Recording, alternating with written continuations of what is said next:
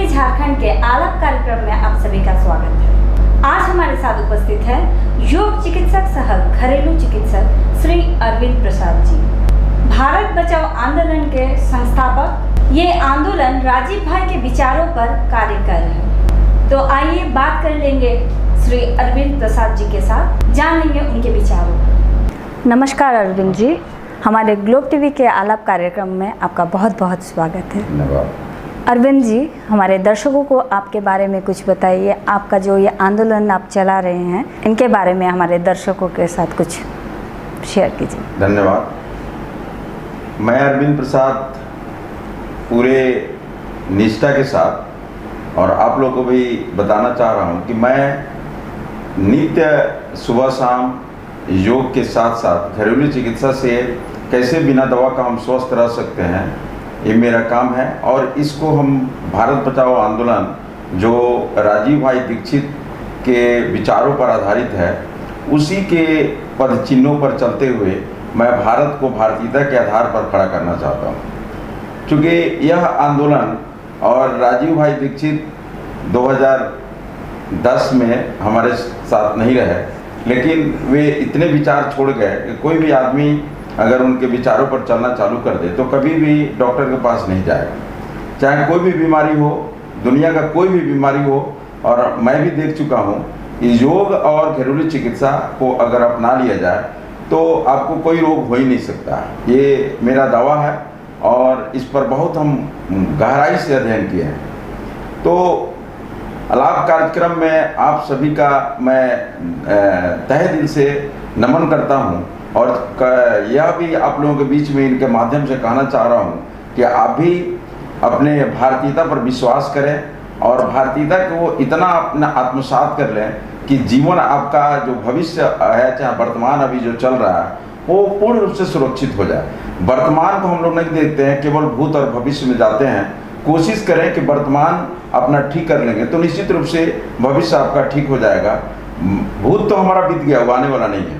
तो पहले वर्तमान को हम देखें और फिर से हम लोग भविष्य के साथ चलें। चूँकि इसमें जो भारत को भारतीयता के आधार पर खड़ा करने का कार्यक्रम है, वे पूर्ण रूप से स्वदेशी आंदोलन है और हम हर क्षेत्र में सबसे पहले हमको अपने विचार को बदली करना पड़ेगा।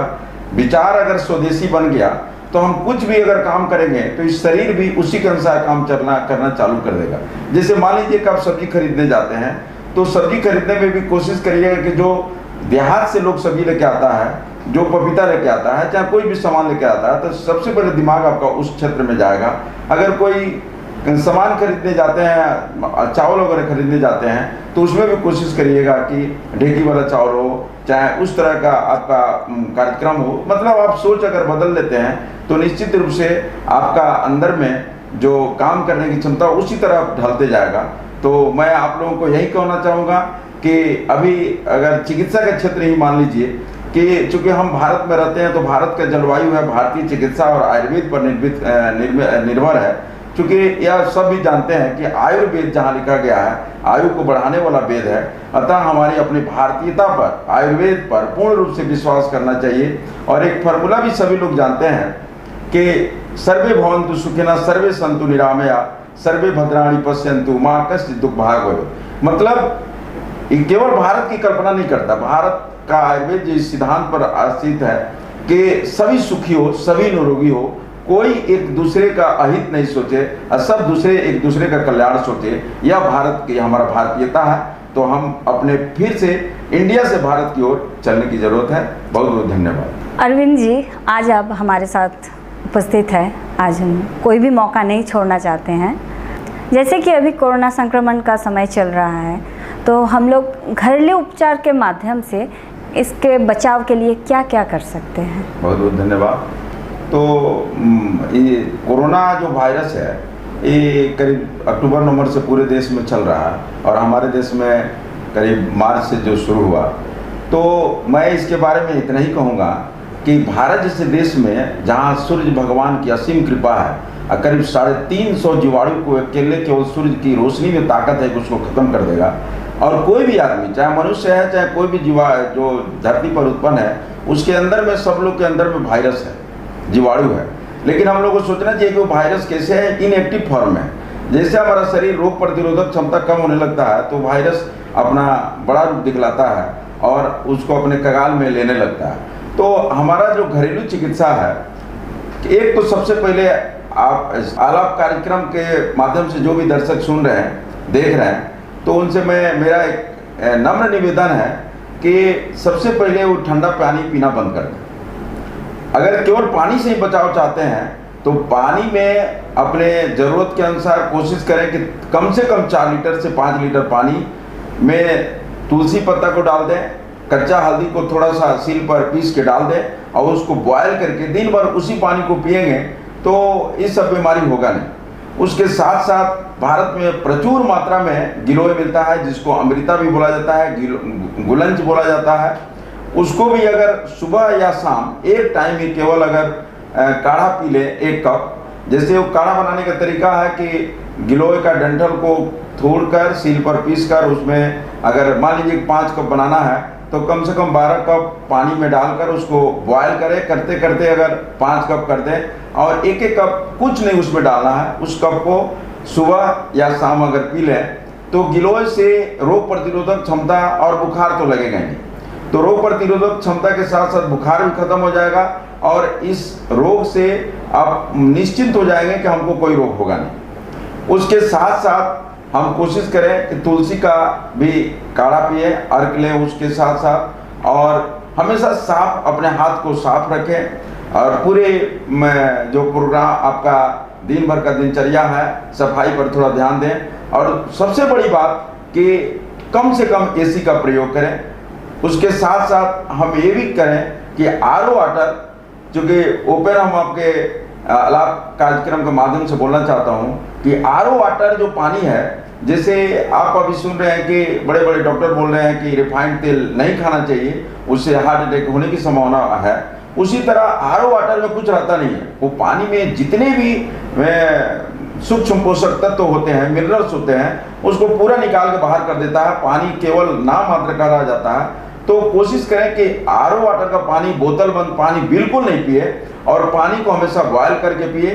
तो मात्र इतने प्रयोग से आप किसी भी जो अभी वायरस जो कोरोना चला हुआ है, बहुत बड़ा महामारी का रूप धारण कर रहा है, तो उससे आप निश्चित रूप से बच जाएंगे। और सबसे बड़ी बात कि आप किसी भी हालत में अपने मन में डर आने ना दें, क्योंकि अगर डर आपके अंदर में आ गया तो बोलता है कि जो डर गया सो मर गया।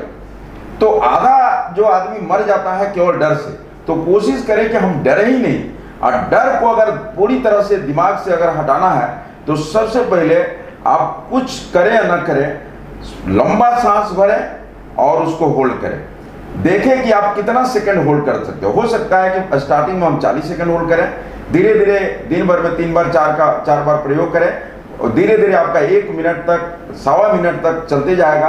आप निश्चिंत हो जाएं कि हमको कोरोना किसी भी हालत में नहीं होगा, क्योंकि कोरोना वाले पेशेंट 3 सेकंड से मैक्सिमम जो करते हैं 10 सेकंड तक होल्ड भी नहीं कर पाते हैं, सांस भरे और तुरंत खत्म हो जाता है। तो अगर इतना कर लेंगे तो निश्चित रूप से इस कोरोना जैसे महामारी से 100% बच जाएंगे, ये मेरा दावा। जी, हम चाहेंगे कि आप दर्शकों को ज़रा दिखाएं कि कैसे सांस भर के उसको रोकना है, कैसे छोड़ना है, इसका डेमो दिखाएं। तो बहुत बहुत धन्यवाद। देखिए, सबसे पहले तो अब एक क्वेश्चन आता है कि हम सांस कैसे भरें। तो इसमें आप भी जानते हैं कि सांस जो भरा जाता है कि शरीर में 3 जोन होता है, एक लोअर जोन, एक मिडिल जोन, एक अपर जोन। लोअर जोन को हम बोलते हैं एब्डोमिनल, जो पेट में, और मिडिल जोन को चेस्ट बोलते हैं, अपर जोन को शोल्डर बोलते हैं। तो मैक्सिमम जो आदमी सांस भरता है ना, केवल चेस्ट में सांस भरता है ना, केवल चेस्ट को फुलाता है। लेकिन एक्चुअली जो सांस की क्रिया है ना, वो तीनों जोन में भरना चाहिए, लोअर जोन, मिडिल जोन, अपर जोन। वो चाहे प्राणायाम के अगर क्षेत्र में जाएंगे तो उसको में भस्त्रिका आता है, अनुलोम विलोम आता है, और भी सांस भरने की छोड़ने की क्रिया आता है। लेकिन जो सांस भरने का सबसे अच्छा तरीका है कि एब्डोमिनल भी फुल होना चाहिए, चेस्ट भी फुल होना चाहिए और शोल्डर भी फुल होना चाहिए। तो आपको अगर इसमें करना है तो या तो सीधे बैठ जाएं, नहीं तो लेट कर भी कर सकते हैं। तो एकदम आंख बंद करके सांस पर ध्यान रखें। ऐसे हम करके आपको भर रहे हैं, आप देखेंगे कि हम कितना देर तक रोक सकते हैं।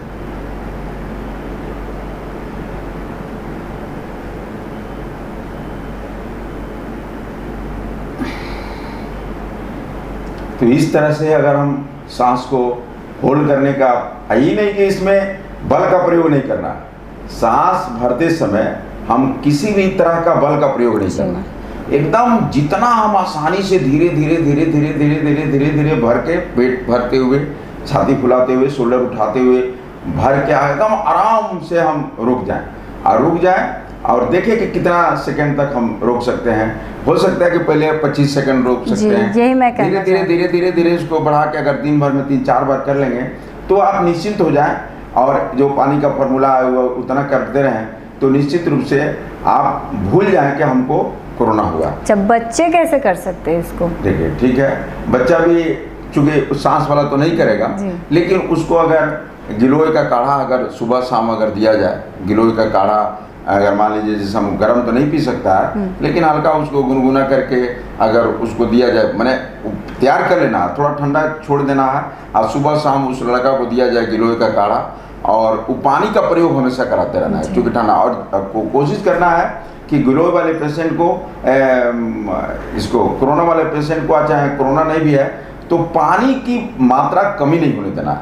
हम लोग क्या करते हैं ना कि आप लोग शायद, हम आपको भी बोल रहे हैं कि मैक्सिमम महिलाएं टॉयलेट के चक्कर में हम लोग पानी बहुत कम पीते हैं। पुरुष वर्ग तो धीरे धीरे पानी पी लेता है, यूरिनल्स का उसको समस्या नहीं रहती है, लेकिन महिला वर्ग में शिकायत आता है कि पानी बहुत कम पीते हैं। तो पानी को कम नहीं करना, अगर पानी हम कम कर दिए ना तो सबसे बड़ा बीमारी का कारण वही बन जाता है। कोई भी बीमारी, एक बीमारी नहीं आएगा, पानी की कमी से बहुत सारा बीमारी आएगा। तो आप भी सुने हैं कि भोजन ही जीवन है, नहीं बोलता है, जल ही जीवन है। तो जल ही जीवन है, तो कोशिश करें कि एक तो फॉर्मूला है कि राजीव भाई दीक्षित उसमें बताए हैं कि अपने वजन का 10वां हिस्सा पानी पीना चाहिए। आज अगर आदमी को कितना भी बड़ा से बड़ा बीमारी है तो अपने वजन का 10वां हिस्सा अगर पानी पीने का अभ्यास कर लें तो पानी से ही सारी समस्या खत्म हो जाएगी, निश्चित रूप से खत्म हो जाएगी। तो छोटा बच्चा को अगर सांस, उसको भी थोड़ा सा, अभी तो हम लोग देख रहे हैं कि छोटा छोटा बच्चा भी कोरोना कोरोना कोरोना बोल रहा है, तो उसको भी अगर हम जो थोड़ा सा समझदार है तो उसको हम बोले कि बाबू तुम सांस भरो और थोड़ा देर रुको, तो वो भी धीरे धीरे प्रयास करेगा। और केवल हम लड़का को चाहे कोई भी आदमी हो, उसको केवल एक थोड़ा सा अगर रोज हम कुछ न कुछ अभ्यास करें तो आपके साथ वो ढूल मिल जाएगा, और वो जो आप बताएंगे जरूर करें। सर, अभी आप बताएं कि हमारे दर्शकों को महिलाएं कम पानी पीती हैं, तो ये कम पानी पीने के वजह से महिलाओं में अक्सर पाए जाने वाले क्या क्या बीमारियां हो सकती हैं, कृपया बताएं। ठीक है, बहुत बहुत धन्यवाद। तो जो पानी की समस्या से क्या क्या बीमारी होती है, उसमें सबसे पहले महिलाओं में हम लोग देखते हैं कि बहुत सारा फोन आता है उनको कि महिलाओं में जो पार्ट होता है पिंडली का, उसमें टटाने लगता है, स्टिफनेस आ जाता है, इसको अंग्रेजी में स्टिफनेस बोलते हैं और बिहारी भाषा में उसको टटाना बोलता है। तो टटाने लगता है तो हम लोग सीधे समझ जाते हैं कि आपकी पानी की कमी है। तो हम लोग उसको बोलते हैं कि माता जी कितना पानी पीते हैं, अच्छा किसी को भी प्रॉब्लम होता है तो बोले कि हम 1 लीटर से 1.5 लीटर पानी पीते हैं, तो निश्चित रूप से होगा। तो कहने का मतलब है कि अगर पानी हम कम पी रहे हैं तो पानी पिएंगे कम तो शरीर में स्टिफनेस आना चालू हो जाएगा, मन खींचेगा पूरा शरीर। उसके बाद भी आप सतर्क नहीं हुए कि हम पानी की कम हो रहा है हमको, तो उसके बाद क्या होगा कि पेशाब में पीलापन आना चालू हो जाएगा, मैंने पेशाब पीला हो रहा है, मतलब किडनी और लीवर तक आपका समस्या चला गया। उसके बाद भी आपका ध्यान नहीं रहा कि नहीं हम तो पानी कम पी रहे हैं, लोग समझ नहीं रहा। उसके बाद पेशाब में जलन होना चालू करेगा, पेशाब जब होगा तो लगेगा कि कड़क हो रहा है, जलन हो रहा है, पेशाब करने में घबराने लगता है आदमी। तो उसके बाद भी अगर आपके दिमाग में नहीं आया तो आएगा कि पेशाब में लाल माने खून जैसा पेशाब होना चालू हो जाएगा। उसका मतलब सीधा समझ लीजिए कि आपका जो ब्रेन में पानी की कमी हो गई, तो उसको भगवान भी नहीं बचाएगा, उसका माने मरना निश्चित है। तो मैं इतने कहूँगा कि पानी की कमी ना होने दें, और जिसको भी जैसे पेशाब में जलन होता है तो हम बहुत आदमी को देखे हैं कि तुरंत बैठा है और बैठाने के बाद 1-1.5 लीटर तुरंत हम पानी पिलाना चालू करें, पानी पिला दिए तो करीब आधा 1 घंटा के अंदर में वो पेशाब में जो जलन था वो धीरे धीरे खत्म कर देगा। तो पानी बहुत बड़ी समस्या है। हम देखे हैं कि बिना अन्न का आप बहुत दिन तक जिंदा रह सकते हैं, बिना पानी का हम कुछ दिन जिंदा रह सकते हैं, लेकिन हमेशा नहीं जिंदा रह सकते हैं। और बिना हवा का तो हम जिंदा रहना ही हमारे लिए मुश्किल है। तो सबसे पहले जो हमारे शरीर के लिए ज़रूरी है कि शरीर को जिंदा रखने के लिए सबसे पहले हवा, जो ऑक्सीजन, उसके बाद जो हमारा सेकंड नंबर में पानी और थर्ड नंबर में भोजन। तो हम लोग जो दिमाग में लगाया हुआ कि पहले भोजन, उसके बाद पानी, उसके बाद हवा, तो हम लोग थोड़ा सा चेंज करना है, मेंटेलिटी को चेंज करना है। पहले हम हवा, उसके बाद पानी और उसके बाद भोजन, इतना पर ध्यान दे देंगे तो निश्चित रूप से हम अपने इम्यूनिटी को बढ़ा सकते हैं। और आपके दिमाग में अगर भारतीयता आ गया, ऐसा सब पानी का प्रयोग आ गया, अगर थोड़ा सा हम अगर योग करने लगे, योग अगर मान लीजिए करें तो सर्वोत्तम है। चूँकि आप अगर गीता को जानती होंगी तो गीता जो पूरा योग ही है, वही है कि भक्ति योग है, ज्ञान योग है, कर्म योग है और राज योग है। जिस राज योग को पतंजलि ऋषि ने अष्टांग योग का नाम दिया, आप जानती हैं, क्योंकि अभी योग से रिलेटेड है। तो इतना मैं बोलूँगा कि गीता जो योग है, योग जो है उसको हमारे देश में जो अनिवार्य रूप से लागू करना चाहिए। और ये नहीं कि हम हाथ घुमाने वाला नहीं है, इसमें खासकर प्राणायाम पर ज़्यादा जोर देना चाहिए। जैसे कपालभाति, अनुलोम विलोम, भस्त्रिका, उज्जयी प्राणायाम, तो बहुत से बड़ा आपको तो रोग होगा ही नहीं, किसी भी क्षेत्र में आपको रोग होने की संभावना नहीं है। और जो आदमी का जो केवल पैसा पैसा पैसा पैसा जो दिमाग में लगा हुआ है कि हमको पैसा की तरफ जो भाग रहा है मनुष्य, वो धीरे धीरे सच्चा रास्ता पर लोगों के बीच में भावना आएगा कि हम किसी को दूसरा को सेवा करें, इस तरह के जो भावना आएगा तो हम एक बहुत मिशन की तरफ बढ़ सकते हैं, इसमें अपार शक्ति है, बहुत कुछ कर सकते हैं। सर, एक क्वेश्चन आ रहा है आपके बात से, जैसे कि योग दिवस हम लोग का भारतीय परंपरा का सदियों से चला आ रहा है, हम लोग के भारत के संस्कृति से जुड़ा हुआ है। लेकिन फिलहाल जैसे 2015, शायद मैं अगर गलती नहीं कर रही हूँ तो 2015 से हमारे प्रधानमंत्री जी इसको योग दिवस के नाम से सारे विश्व में इसको प्रचलित किए, योग दिवस। तो जो मेरा जो कहना है, जैसे कि जो आदमी योग के साथ कभी भी नहीं जुड़ा हुआ है, लेकिन वही एक दिन सब वो तामझाम करके वो योग के लिए प्रस्तुत हुआ और बाकी दिन उनका योग के साथ कोई रिश्ता नहीं है, ये किस हद तक? बहुत ही अच्छा क्वेश्चन है आपका। आलाप कार्यक्रम के दर्शक को जान लेना चाहिए कि बहुत ही अच्छा क्वेश्चन कि हम 21 जून को अगर योग दिवस के दिन पर, और आप देखते होंगे कि स्कूल कॉलेज चारों तरफ उस दिन योग अच्छा, आप हमारे यहाँ जो जमशेदपुर में है उसमें जुबली पार्क से लेकर पूरे पार्क भरा रहता है।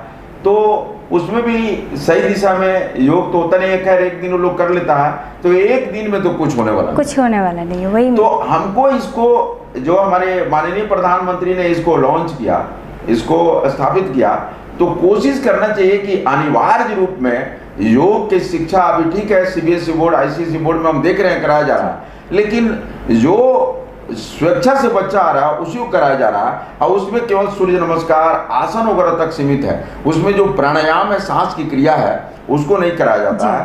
तो इसमें अगर आप बोलेंगे अष्टांग योग में आप ही जानती हैं, यम होता है, नियम होता है, आसन होता है, प्राणायाम होता है, प्रत्याहार होता है, धारणा, ध्यान, समाधि होता है, 8 अंग है इसका।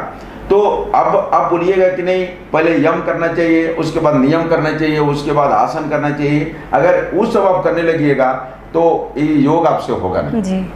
क्योंकि अहिंसा, सत्य, अस्तेय, ब्रह्मचर्य और का पालन करना अभी आज के डेट में संभव नहीं है। लेकिन मैं आपको विश्वास दिलाता हूँ कि अगर केवल सही तरीका से सांस भरने और छोड़ने का ही क्रिया कर लिया जाए, और कपालभाति जो क्या करते हैं हम, जैसे सांस छोड़ते हैं तो पेट अंदर जाता है, तो विकार पूरा बाहर जब होने लगता है, तो मात्र अगर कपालभाति, अनुलोम विलोम, भस्त्रिका, उज्जयी प्राणायाम और अगर थोड़ा सा नादानुसंधान और उसके साथ अगर सूर्य नमस्कार कर लिया जाए, तो इतने मात्रा से आपका जो सोच बदलने लगेगा। तो सोच बदलेगा तो निश्चित रूप से आपका यम भी आ जाएगा, धीरे धीरे जो यम जो स्टार्टिंग में था यम भी आ जाएगा, नियम भी आ जाएगा और आसन तो ऐसे भी आ जाएगा। तब हम जो अंतरंग है धारणा, ध्यान, समाधि की तरफ निश्चित रूप से हम बढ़ जाएंगे। तो कार्यक्रम के दर्शकों से मेरा अनुरोध है कि आप इसको ज़्यादा से ज़्यादा तक इसको फैलाएं, और मैं यही कहूँगा कि योग को आत्मसात करें और घरेलू चिकित्सा पर विश्वास करें, क्योंकि जो जिस देश में आप हैं वहाँ पर आयुर्वेद है और आयुर्वेद का ही एक पार्ट है घरेलू चिकित्सा जिसका कोई साइड इफेक्ट नहीं है।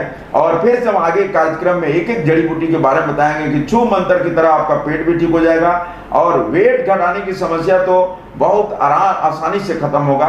बहुत बहुत धन्यवाद आपका आलाप का कार्यक्रम को मैं अपने तरफ से तहे दिल से कहना चाहूँगा कि इस कार्यक्रम को ज़्यादा से ज़्यादा लोगों के बीच में फैलाएं और कोशिश करें कि इस अपने भारतीयता में लौट आए, इंडिया से भारत की तरफ लौट जाए। आप भी सुरक्षित रहिएगा, आपका भविष्य भी सुरक्षित रहे। बहुत बहुत शुक्रिया अरविंद जी आपका।